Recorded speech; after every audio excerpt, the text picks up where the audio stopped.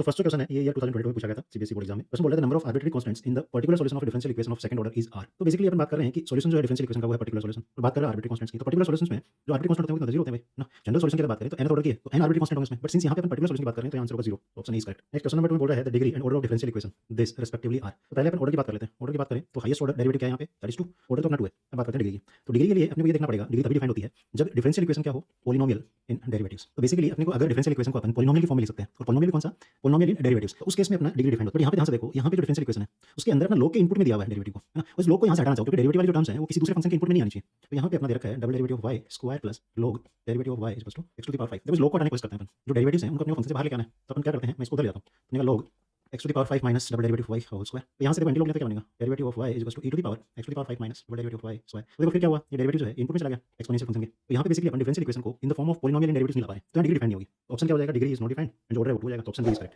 Next question number 3 ये 2024 March में पूछा गया था the solution of differential equation. ये जो डिफरेंशियल इक्वेशन है दिख रहा है वेरिएबल सेपरेबल फॉर्म में बन जाएगी। तो यहाँ पे क्या करें log y को इधर ले जाएं dx को इधर ले और दोनों तरफ इंटीग्रेट कर दें। तो ये बनेगा अपना log y dy is equal to dx दोनों तरफ इंटीग्रेट कर देते हैं। dx का x आ जाएगा। इसको करने के लिए अपने को इंटीग्रेशन बाय पार्ट्स लगाना पड़ेगा। तो इसको लिख सकते हैं log y into 1 dy। इसको अपन फर्स्ट फंक्शन मान लेते हैं इसको सेकंड मान लेते हैं। यहाँ से अपना क्या होगा फर्स्ट एज इट इज आ जाएगा log y integral of second that is 1 dy minus integral of derivative of first function that is log y into integral of 1 dy that is dy। इस कंप्लीट का अपने को integral लेना है। तो यहाँ से बनेगा log y 1 का होगा y minus derivative of log y that is 1 by y integral of 1 that is y। इसका पूरे का इंटीग्रल तो y से y कट जाएगा तो यहाँ से आएगा log y into y minus y। तो ये चीज यहाँ रखते हैं। तो यहाँ से अपना बनेगा y log y minus y is equal to x साथ में अपने को आर्बिट्ररी कांस्टेंट लेना पड़ेगा तो प्लस c क्योंकि जनरल सॉल्यूशन की बात कर रहे हैं यहाँ पे। कौन सा ऑप्शन है option C is correct. Next question number 4 ये भी 2024 मार्च में पूछा गया था the differential equation dy by dx equal to function in xy will not be a homogeneous differential equation if function in xy is. देखो सबसे पहले अपने को पता होना चाहिए कि अपने पास डिफरेंशियल इक्वेशन कुछ इस तरीके से दी हुई है ना dx f of। तो अगर in place of x upon lambda x रख दें और in place of y lambda y रख दें ना तो वापस से अपने को ये फंक्शन मिल जाएगा। कहने का मतलब है अगर मैं फंक्शन में x की जगह लैम्डा x रख दूं y की जगह लैम्डा y रख दूं तो वापस से मेरे को फंक्शन इन xy मिलेगा। लैम्डा से कोई फर्क नहीं पड़ेगा। करके देख लेते हैं और जिसमें अपने को सेम फंक्शन मिल जाएगा वो तो क्या होगा होमोजेनियस होगा अदरवाइज होमोजेनियस नहीं होगा। तो फर्स्ट ऑप्शन में करके देखते हैं x की जगह लैम्डा x रख लेते हैं तो बनेगा cos lambda x minus sin